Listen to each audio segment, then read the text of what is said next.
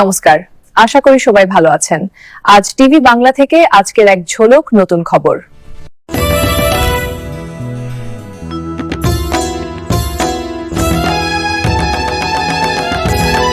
টিআরপিতে বড়সড় রদবদল, পরশুরামকে পিছনে ফেলে শীর্ষে পরিণীতা।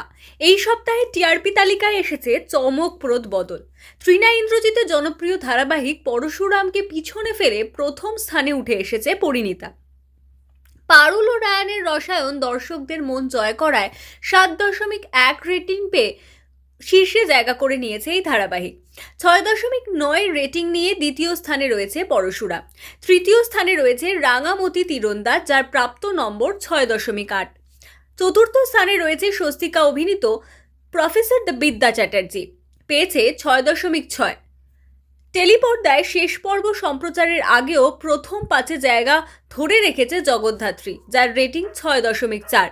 এই সপ্তাহে যৌথভাবে ষষ্ঠ স্থানে রয়েছে ওমর দরদিয়া এবং বেশ করেছি প্রেম করেছি, এই দুটি ধারাবাহিকই পেয়েছে 6.0। অন্যদিকে নায়িকা বদলের পর কিছুটা ঘুরে দাঁড়ালেও ফের পিছিয়ে পড়েছে চিরদিনই তুমি যে আমার। জিতু শিরিনের এই ধারাবাহিকটি আমাদের দাদামণির সঙ্গে যৌথভাবে 8ম স্থানে রয়েছে। নবম স্থানে চিরসখা 5.8 রেটিং নিয়ে এবং তালিকার শেষে 5.7 রেটিং নিয়ে রয়েছে আরাত্রিকা ও শ্রুতির ধারাবাহিক জোয়ার ভাটা।